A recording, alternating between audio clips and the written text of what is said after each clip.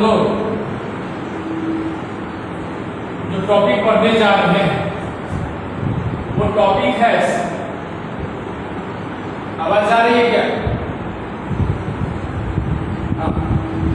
हाँ आएगी आवाज, क्लियर आएगी, कोई दिक्कत नहीं। जो टॉपिक हम लोग आज पढ़ने जा रहे हैं वो टॉपिक ऑलरेडी हम लोग पढ़ते हुए, लेकिन एग्जामिनेशन पॉइंट ऑफ व्यू से रिवीजन क्लासेस है, तो इसीलिए ये टॉपिक को हम फिर से पढ़ रहे हैं। और ये टॉपिक है आपका separation of air components from air. Air components को हम लोग सेपरेट करेंगे फ्रॉम एयर। और हम लोग सभी जानते हैं इस बात को कि बेसिकली एयर में जो कंपोनेंट होते हैं वो ऑक्सीजन होते हैं, नाइट्रोजन होते हैं, आर्गन होते हैं, और भी अलग गैसेस होते हैं, लेकिन ये तीन गैस जो होते हैं वो मेजर अमाउंट में होता है। और हम लोग यह भी जानते हैं कि air is a homogeneous mixture. Air जो होते हैं वो क्या होते हैं? होमोजीनियस मिक्सचर होते हैं, and it can be separated into its component by fractional distillation method। ठीक है, फ्रैक्शनल डिस्टिलेशन मेथड से हम एयर के कंपोनेंट को सेपरेट कर सकते हैं। तो सबसे पहले एयर को सेपरेट करने के लिए हमको लिक्विड एयर चाहिए। क्या चाहिए? लिक्विड एयर चाहिए। ठीक है, समझ रहे हैं? हाँ, तो लिक्विड एयर हम कैसे बनाएंगे? लिक्विड एयर बनाने के लिए हम लोग क्या करते हैं? एयर को कंप्रेस एंड कूल करते हैं, प्रेशर को इंक्रीज करके और टेम्परेचर को डिक्रीज करके। प्रेशर आपका इंक्रीज होगा और टेम्परेचर आपका डिक्रीज होगा। क्लियर है? हाँ, तो हमेशा जो सबसे पहला कंडीशन होता है किसी भी एयर को लिक्विड एयर में कन्वर्ट करने के लिए वो क्या होता है कि टेम्परेचर को घटा करके और प्रेशर को बढ़ा करके हम एयर को लिक्विड एयर में कन्वर्ट करते हैं। क्लियर है? हाँ, और फिर लिक्विड एयर बनने के बाद then allow to warm up slowly in fractional distillation column। फिर उसको क्या करते हैं? वार्म अप होने के लिए, मतलब फ्रैक्शनल डिस्टिलेशन कॉलम में वार्म अप होने के लिए स्लोली रूप से उसको हम छोड़ते हैं, धीरे धीरे छोड़ते हैं। तो उससे क्या होता है? वो आपका जो गैसेस होते हैं उसमें वो डिफरेंट हाइट्स पे सेपरेट हो जाते हैं। अपने बॉइलिंग पॉइंट्स के आधार पे, बॉइलिंग पॉइंट्स के बेसिस पे वो सेपरेट हो जाते हैं। और कैसे सेपरेट होते हैं बॉइलिंग पॉइंट्स के आधार पे? तो जो सबसे कम बॉइलिंग पॉइंट वाला गैस है वो सबसे पहले सेपरेट होगा, उसके बाद उससे ज्यादा वाला जो बॉइलिंग पॉइंट है वो सेपरेट होगा, और फिर जो सबसे लास्ट में जो सबसे ज्यादा जिसका बॉइलिंग पॉइंट है वो सबसे लास्ट में आपका सेपरेट होगा। तो बॉइलिंग पॉइंट के आधार पे हम एयर कंपोनेंट को सेपरेट आसानी से कर सकते हैं। ये तो फ्लो डायग्राम के अनुसार से हम बताए कि लिक्विड एयर में हम किस प्रकार से कन्वर्ट करते हैं, हम वो बात बताए।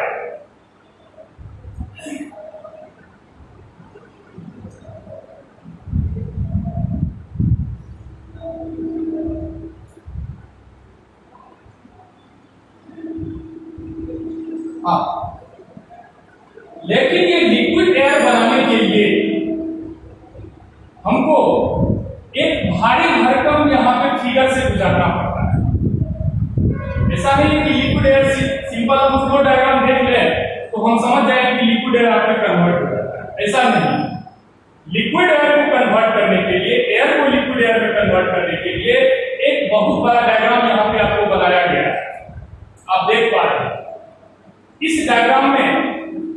सबसे मेन चीज होता है वो लिक्विड एयर में कन्वर्ट करना होता है। तो देखिए लिक्विड एयर में किस प्रकार से हम कन्वर्ट करते हैं। आइए सबसे पहले डायग्राम की मदद से हम समझने का प्रयास करते हैं। तो सबसे पहले फर्स्ट ऑफ ऑल हम सभी जानते हैं कि एयर जो होते हैं एटमॉस्फेयर में उसमें बहुत सारा डस्ट पार्टिकल होता है। ठीक है, एयर में क्या होता है, डस्ट पार्टिकल होता है। तो वो एयर को हम क्या करते हैं, इस फिल्टर से होते हुए पास करवाते हैं। ठीक है, तो एयर को फिल्टर से जब पास कराया जाता है तो उसमें जो भी डस्ट पार्टिकल्स होते हैं वो आपको आसानी से सेपरेट हो जाते हैं। और जो एयर हमको मिलता है वो कौन सा एयर मिलता है, वो डस्टलेस एयर मिलता है। उसमें एयर जो मिलते हैं वो डस्टलेस होते हैं, डस्ट उसमें नहीं होता है। तो फिल्टर से हम डस्ट को निकाल लिए। अब जो यहाँ पे एयर आया आपका इस चैम्बर में आया, इस चैम्बर को हम कंप्रेसर बोलते हैं। ये जो बी वाला डायग्राम है, इस बी वाले डायग्राम को हम क्या बोल रहे हैं, कंप्रेसर बोल रहे हैं। तो कंप्रेसर में हम क्या करते हैं, जो एयर गया है इस कंप्रेसर में वहां पे टेम्परेचर को घटा करके प्रेशर को बढ़ा करके एयर को कंप्रेस किया जाता है। तो जाहिर सी बात है जब एयर को हम कंप्रेस करेंगे तो यहां से हॉट एयर आपका बन के निकलेगा और ये हॉट एयर आपका इस चैम्बर में जाता है। यहां पे आप देख रहे हैं सी आपका लिखा हुआ है। ये सी को हम क्या बोलते हैं, ये सी को कूलेंट बोलते हैं। सी को क्या बोलते हैं, कूलेंट बोलते हैं। कूलेंट का काम क्या है, जैसा नाम वैसा काम। कूलेंट का काम होता है ठंडा रखना। तो जो भी हॉट एयर इसमें आया है, ठीक है, तो उसको क्या करेंगे, हम ठंडा करेंगे। ठंडा कैसे होगा भाई, तो इसमें देखिए एक स्पाइरल शेप का जो होता है वो पाइप के शेप में बना होता है, स्पाइरल के शेप में बना होता है। और नीचे से आपको फ्रीजिंग कोल्ड वाटर इन कराया जाता है, ठंडा पानी इसमें अंदर आपको प्रवेश कराया जाता है।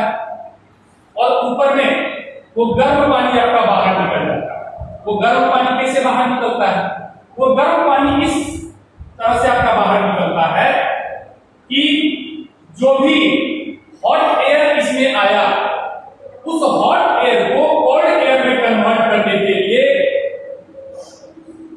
आपको जो हम ठंडा पानी इस स्पाइरल शेप में पास कराए थे वो आपको गर्म पानी बन के बाहर निकल जाता है। ठीक है, तो अब जो इस प्रोसेस से हमारा एयर निकला वो कौन सा एयर निकला, कोल्ड कंप्रेस एयर निकला। ठीक है, ऑलरेडी आप लोग ये क्लास पढ़े हुए हैं, मतलब ये टॉपिक पढ़े हुए, इसीलिए हमको नहीं लग रहा है कि कोई दिक्कत होगा आप लोगों को। लेकिन फिर भी रिवीजन क्लास है, इसीलिए हमको स्टार्टिंग से बताना पड़ रहा है। तो देखिए हम क्या बताए, अब इस कूलेंट से आपका कौन सा एयर निकला, कोल्ड कंप्रेस एयर निकला। फिर कोल्ड कंप्रेस एयर इस सेपरेटर में आता है। डी वाले सेक्शन को क्या बोलते हैं, सेपरेटर बोलते हैं। देखिए डी में आपका सेपरेटर है। तो इस सेपरेटर का काम क्या है, जैसा नाम वैसा काम, सेपरेटर मतलब सेपरेट कर। क्या चीज सेपरेट हो गया, यहाँ पे कार्बन डाइऑक्साइड आपका यहाँ पे ड्राई आइस के रूप में सेपरेट होगा। आपके लिए कैसे कार्बन डाइऑक्साइड आपका ड्राई आइस में सेपरेट हो जाएगा। तो देखिए यहां से जो कोल्ड कंप्रेस एयर आ रहा है वो सेपरेटर में गया। तो ये जो कोल्ड कंप्रेस एयर है इसका जो टेम्परेचर है वो -78 डिग्री सेल्सियस है। ठीक है, कितना टेम्परेचर है, -78 डिग्री सेल्सियस। तो जाहिर सी बात है ये सॉलिड के फॉर्म में है, इसको हम सेपरेट कर लेते हैं कार्बन डाइऑक्साइड के रूप में। जो ड्राई इसके फॉर्म में होता है उसको हम सेपरेट कर लिए और फिर उसको हम जो रेस्ट उसमें जो आपका मतलब है एयर, उसको हम इस एक्सपेंशन जेट में लाते हैं। ई वाले चैम्बर को क्या बोलते हैं, एक्सपेंशन जेट बोलते हैं। एक्सपेंशन जेट में क्या होता है, एक्सपेंशन जेट में होता है कि मान लीजिए सपोज दैट ये पाइप का जो वॉल्यूम है इतना बड़ा, तो इस पाइप में जो आपका एयर है उसको हमको एक्सपेंड करना पड़ेगा, ठीक है। इस पाइप का जो वॉल्यूम है उसको हमको एक्सपेंड करना पड़ेगा, क्लियर है।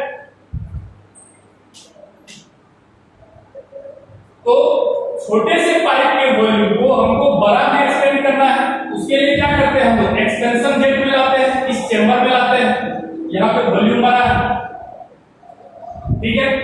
और यहाँ पे क्या होगा, लिक्विड एयर में कन्वर्ट होगा। मान लीजिए सपोज दैट यहाँ पे लिक्विड एयर में आपका कन्वर्ट नहीं होगा, ठीक है। सपोज दैट मान लीजिए इस चेंबर में आपका लिक्विड एयर में कन्वर्ट नहीं हो पाता है, तो हम फिर क्या करेंगे, इस एयर को फिर यहां से इस बी वाले चेंबर में लाएंगे, कंप्रेसर में लाएंगे, ठीक है। और फिर यहां पे प्रेशर को बढ़ा करके, टेम्परेचर को घटा करके फिर आपको प्रोसेस चलता रहेगा। और ये प्रोसेस तब तक चलता रहेगा जब तक कि एयर आपका लिक्विड एयर में कन्वर्ट नहीं हो जाता, क्लियर है। तो एक चीज आप हमेशा याद रखिएगा, लिक्विड एयर, ठीक है, जो प्रोसेस होते हैं लिक्विड एयर बनाने के लिए तीन चीज आपको हमेशा याद रखना है।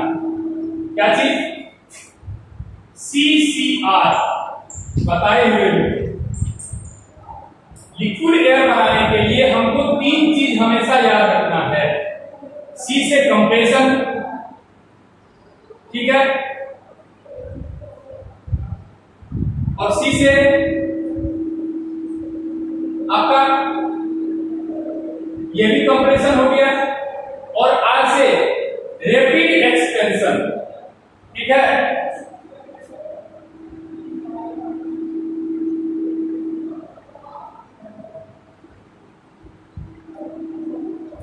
एक मिनट,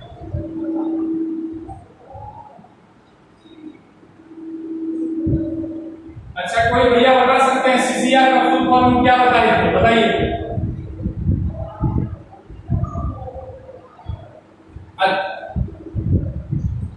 हाँ ठीक है ठीक है ठीक है, आप लोग अच्छा देखिए, ये जो लिक्विड एयर में हम कन्वर्ट करते हैं वो CCR प्रिंसिपल के थ्रू हम लोग करते हैं। CCR प्रिंसिपल क्या करता है, C से आपका कंप्रेशन हो गया, C से आपका कूलिंग हो गया, और R से हो गया रैपिड एक्सपेंशन। R से क्या हो गया, रैपिड एक्सपेंशन। तो इस एक्सपेंशन जेट में क्या होता है, रैपिड एक्सपेंशन होता है, ठीक है।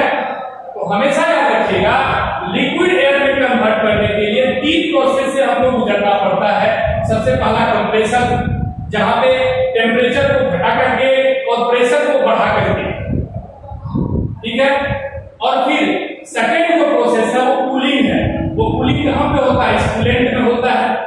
और ये रैपिड मतलब R stands for rapid expansion. Rapid expansion कहां पे होता है, ये आपका एक्सपेंशन जेट में होता है, क्लियर है। तो यहां पे आपका लिक्विड एयर में कन्वर्ट हो गया। जैसे ही लिक्विड एयर में कन्वर्ट होता है तो कार्बन डाइऑक्साइड को हम पहले निकाल लिए ड्राई आइस के फॉर्म में, जो सॉलिड फॉर्म में होता है। तो अब जो यहां पे आपका लिक्विड एयर में कन्वर्ट हुआ, तो सबसे पहले कौन सा गैस सेपरेट होगा इसमें, जिसका बॉइलिंग पॉइंट सबसे कम होगा। तो जैसे ही लिक्विड एयर में यहां पे कन्वर्ट हुआ, यहां पे जो टेम्परेचर है, ये टेम्परेचर है आपका -200 डिग्री सेल्सियस। कितना है, -200 डिग्री सेल्सियस। लिक्विड एयर में जो कन्वर्ट हो गया है, ठीक है, लिक्विड एयर में कैसे कन्वर्ट हो, उसको हीट किए, ठीक है। हीट करने से उसका टेम्परेचर बढ़ेगा। मान लीजिए टेम्परेचर जो है आपका -200 से घट करके आ गया -199, फिर और घटाए, फिर -198 और घटाए, नहीं, देखिए टेम्परेचर को हम क्या कर रहे हैं, बढ़ा रहे हैं। तो टेम्परेचर को बढ़ा रहे हैं, तो मान लीजिए सबसे पहले -199 धीरे धीरे फिर -198, फिर -197, फिर -196। तो जैसे ही -196 होगा, ठीक है, वैसे ही आपका नाइट्रोजन गैस आपका सेपरेट हो जाएगा। तो यहाँ पे नाइट्रोजन जो गैस सेपरेट होगा -196 डिग्री सेल्सियस पे आपका नाइट्रोजन आपका सेपरेट होगा। ठीक है, याद रखिए नाइट्रोजन जो आपका सेपरेट होगा इस फ्रैक्शनल डिस्टिलेशन कॉलम में वो कितना डिग्री सेल्सियस पे होगा? -196 डिग्री सेल्सियस पे होगा। फिर और टेम्परेचर को बढ़ाइए, ठीक है, टेम्परेचर को और बढ़ाइए, ठीक है, टेम्परेचर को और बढ़ाइए -195, ठीक है, 194। इसी प्रकार से करते करते जैसे ही -186 हो गया, ठीक है, -186 डिग्री सेल्सियस, वैसे ही आपका आर्गन गैस सेपरेट हो जाएगा। देखिए टेम्परेचर आपका बढ़ रहा है। अब दो गैस आपका ऑलरेडी सेपरेट हो गया, नाइट्रोजन सेपरेट हो गया, आर्गन सेपरेट हो गया। अब उसमें क्या बच गया है? ऑक्सीजन बच गया है। और आप टेम्परेचर बढ़ाइए, जैसे जैसे ही टेम्परेचर आपका -183 डिग्री सेल्सियस हो जाए, वैसे ही आप ऑक्सीजन गैस को एक अलग कंटेनर में सेपरेट कर दीजिए। ठीक है, आप सोच रहे होंगे कि 183 है, यहाँ 186 है, 196 है, यहाँ 200 है, ये तो बहुत कम है। नहीं, माइनस में जितना बड़ा नंबर रहे, अगर उसमें आप माइनस लगा देते हैं तो वो उतना छोटा हो जाता है। ठीक है, तो ये तीनों में अगर आप कंपैरिजन कीजिएगा तो तीनों में बड़ा कौन है? -183 डिग्री सेल्सियस है ऑक्सीजन का। फिर उससे छोटा कौन है? -186 है। और उससे छोटा कौन है? -196 है। तो बॉइलिंग पॉइंट के आधार पे गैस जो होते हैं वो आराम से सेपरेट हो जाएंगे। और सबसे पहले कौन सा गैस सेपरेट होगा? जिसका बॉइलिंग पॉइंट सबसे कम रहेगा। जैसे नाइट्रोजन का बॉइलिंग पॉइंट -196 डिग्री सेल्सियस है। फिर उसके बाद आर्गन सेपरेट होगा -186 डिग्री सेल्सियस पे। फिर इसके बाद लास्ट में ऑक्सीजन आपका सेपरेट होगा -183 डिग्री सेल्सियस। इस तरह से आपका तीनों गैस सेपरेट हो गया।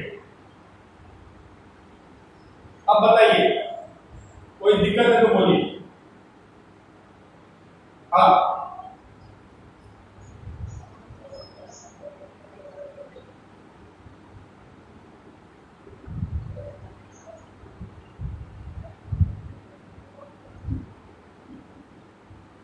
तो इसीलिए सुनिए एक्चुअली में ये जो आपका एयर आया है वो -78 डिग्री सेल्सियस पे है। आपको पता है कि 0 से जो नीचे होता है वो आपका सॉलिड फॉर्म में होता है, पता है ना जी? हाँ, तो ये -78 डिग्री सेल्सियस जो है वो ड्राई आइस सॉलिड के फॉर्म में रहता है। इसीलिए हम इसको पहले सेपरेट करते हैं। अगर हम इसको सेपरेट नहीं करेंगे, पता है क्या होगा? तो जैसे ही ये आगे चलेगा ये आपके पाइप को जाम कर देगा। ठीक है, पाइप को जाम कर देगा, जिसके चलते आपका और सब गैस आपका सेपरेट नहीं हो पाएगा। नाइट्रोजन भी सेपरेट नहीं होगा, ऑर्गन भी सेपरेट नहीं होगा और ऑक्सीजन भी सेपरेट नहीं होगा। तो इसीलिए कंपलसरी है कि हम कार्बन डाइऑक्साइड को पहले सेपरेट करें, जो कि सॉलिड फॉर्म में होता है। आप बोलिए।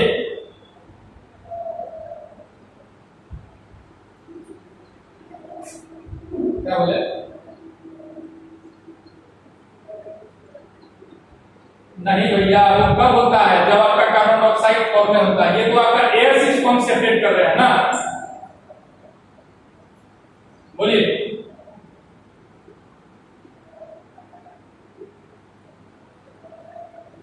नहीं, इसको तो हम ऑलरेडी मान लीजिए कूलेंट करके ला रहे हैं ना। ठीक है, हाँ बोलिए। कार्बन डाइऑक्साइड लिक्विफाइड नहीं होता है, आपको पता है ना, सब्लिमेशन प्रोसेस होता है। ठीक है,